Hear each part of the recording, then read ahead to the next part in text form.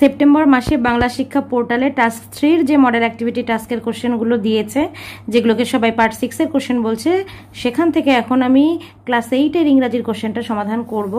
8 এর আরো অন্যান্য ভিডিও দেওয়া আছে, সেগুলোর লিংক আমি ডেসক্রিপশন বক্সে এবং ভিডিও শেষে দিয়ে দেবো, সেগুলো তোমরা প্রয়োজন হলে দেখে নিও। তো দেখো কি আছে, অ্যাক্টিভিটি 1 প্রথমে আছে read the following passage and answer the questions that follow. প্যাসেজটা পড়ে নিচের প্রশ্নগুলোর উত্তর দাও। কি আছে, King Arthur could gift peace and prosperity to England, মানে কিং আর্থার ইংল্যান্ডকে শান্তি এবং সমৃদ্ধি দিয়েছিল। The greedy barons were unhappy with King Arthur because he was gentle and just, মানে গ্রিডি ব্যারনরা, লোভী ব্যারনরা আনহ্যাপি ছিল, অসুখী ছিল কিং আর্থারের সঙ্গে, কারণ তিনি খুবই ভদ্র এবং ন্যায়পরায়ণ ছিলেন। He married the beautiful lady Guinevere, daughter of the king of Cornwall. তিনি সুন্দরী গুইনেভারকে বিয়ে করেছিলেন, যিনি রাজা কর্নওয়ালের মেয়ে। অন দ্য ওয়েডিং ডে, বিয়ের দিন, Merlin took him to a richly gilded pavilion. Merlin তাকে একটা জাঁকজমকপূর্ণ তাঁবুতে নিয়ে গেছিলেন, যে তাঁবুতে রং করা ছিল গাঢ় লাল এবং নীল রং দিয়ে। দ্য ফ্লোর ওয়াজ মার্বেলড, ফ্লোরে মার্বেল ছিল, মানে মেঝেতে। In the middle of the room was a huge round oak table richly carved, অর্থাৎ রুমটির মাঝখানে একটা বড় গোল ওক কাঠের টেবিল ছিল, যেটা রিচলি কার্ভ, অর্থাৎ উৎকৃষ্টভাবে খোদাই করা ছিল। ক্যাপেবল অফ সিটিং 50 পিপল, মানে 50 জন লোক একসঙ্গে বসতে পারে। This was the famous round table around which gathered King Arthur's devoted knights. এটা হচ্ছে সেই বিখ্যাত গোল টেবিল যেখানে কিং আর্থারের ডিভোটেড নাইটরা জমায়েত হতো। These knights promised that they would help the helpless.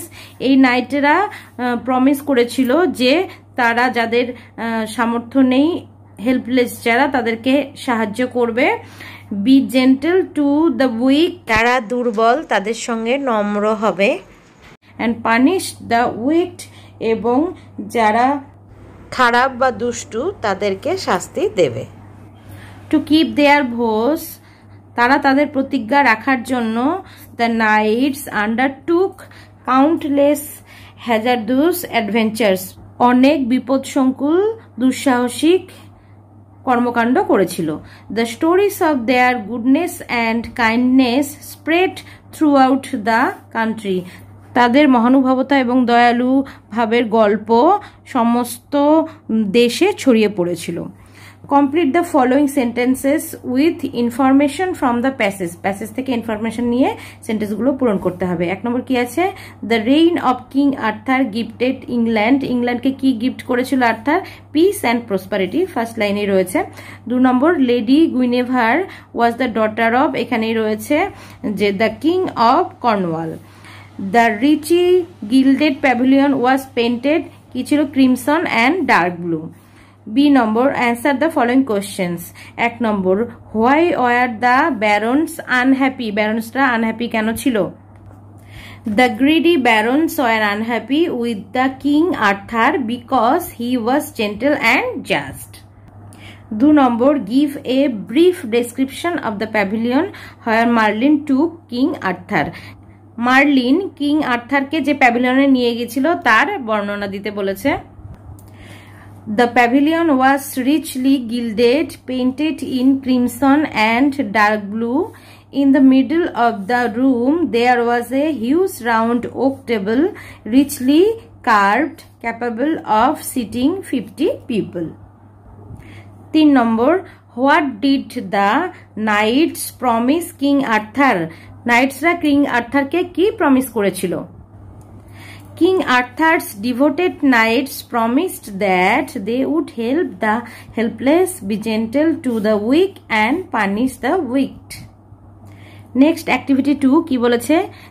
Change into indirect speech. Indirect speech A change করতে হবে, পরিবর্তন করতে হবে। 1 নম্বর কি আছে? My father said to me, may God bless you. আমার বাবা আমাকে বলল যে ভগবান তোমার মঙ্গল করুক।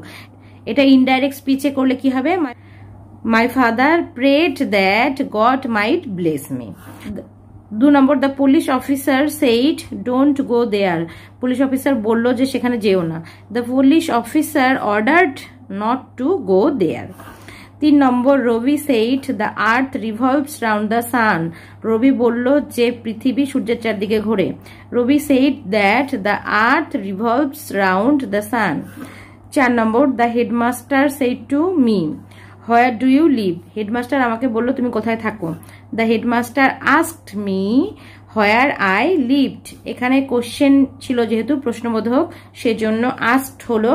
এবার activity 3, classify the principal clause and the subordinate clause of the following sentences and write them in the table given below. এই যে সেন্টেন্সগুলো আছে বাক্যগুলো তার প্রিন্সিপাল ক্লজ এবং সাবঅর্ডিনেট ক্লজ কোনগুলো হবে সেটাকে ক্লাসিফাই করতে বলেছে। দেখো 1 নম্বরে কি আছে, as it is raining I will not go out, এটা প্রিন্সিপাল ক্লজ হবে I will not go out. আর সাবঅর্ডিনেট ক্লজ বা ডিপেন্ডেন্ট ক্লজ কি হবে, অ্যাজ ইট ইজ রেইনিং। 2 নম্বরে বলেছে it is certain that a barking dog does not bite, principal clause হবে it is certain আর ডিপেন্ডেন্ট ক্লজ হবে that a barking dog does not bite. 3 নম্বর কি বলেছে, this is the place where Rabindranath was born, এটা হবে this is the place আর এখানে হবে হোয়ার রবীন্দ্রনাথ ওয়াজ বর্ন। তারপরটা বলেছে what he says is not true, এটা হবে ইট, মানে এখানে একটা সাবজেক্ট তো লাগবে প্রিন্সিপাল ক্লজে সেজন্য এটাকে ব্র্যাকেটে দিয়ে দেওয়া হলো ইজ নট ট্রু, আর এখানে হবে হোয়াট হি সেজ। তারপরটা বলেছে if you meet Zarin give her this book, give her this book if you meet Zarin. Next activity 4 এ বলা আছে write a paragraph in about 80 words on the life of the famous painter and writer Abanindranath Tagore, মানে অবনীন্দ্রনাথ টেগোরের সম্বন্ধে একটা paragraph লেখো 80টি শব্দের মধ্যে। You may use the following points, নিচে পয়েন্টগুলো ব্যবহার করতে পারো। প্রথমে বলেছে birth 7th August 1871 at Jorasanko Calcutta. তারপর আছে parents Gyanendranath Tagore and Saudamini Devi, siblings মানে ভাই বোন Gaganendranath Tagore and Sunayani Devi. Education government college of art and craft, Sanskrit college university of Calcutta. Famous for drawing painting and writing, এই তিনটের জন্য বিখ্যাত। Notable work of art Bharat Mata, the passing of Shahjahan. Important books হচ্ছে ক্ষীরের পুতুল, রাজকাহিনী, বুড়ো অ্যাংলা এটসেট্রা। ডেথ হচ্ছে 5 ডিসেম্বর 1951। তো দেখো টাইটেলটা দেবে Abanindranath Tagore. Abanindranath Tagore a great son of mother India was born on 7th August 1871 at Jorasanko in Calcutta. অর্থাৎ অবনীন্দ্রনাথ ঠাকুর হলো ভারত মাতার এক মহান ছেলে যিনি জন্মগ্রহণ করেছিলেন 7th August 1871 জোড়াসাঁকো, কলকাতার জোড়াসাঁকোতে। His parents were Gaganendranath Tagore and Saudamini Devi, তার বাবা মার নাম হলেন গগনেন্দ্রনাথ ঠাকুর এবং Saudamini Devi. He was the nephew of Rabindranath Tagore, তিনি হলেন রবীন্দ্রনাথ ঠাকুরের ভাগ্নে। He studied in Sanskrit college under the university of Calcutta and learned art there, তিনি কলকাতা ইউনিভার্সিটির সংস্কৃত কলেজে পড়াশোনা করেছিলেন এবং সেখানে আর্ট শিখেছিলেন।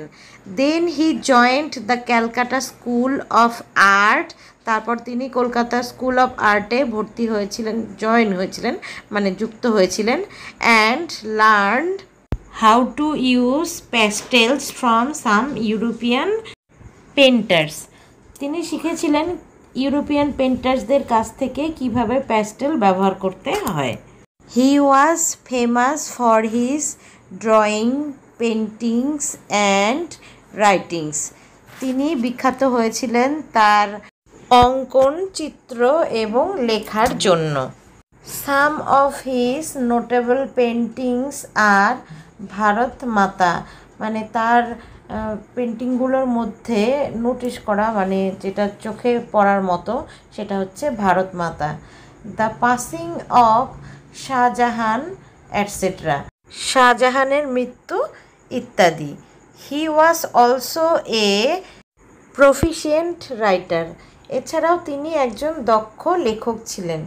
হিজ ব্রিলিয়ান্ট বুকস আর ক্ষীরের পুতুল, রাজকাহিনী, বুড়ো অ্যাংলা, মানে তার উল্লেখযোগ্য লেখাগুলো হলো ক্ষীরের পুতুল, রাজকাহিনী আর বুড়ো অ্যাংলা।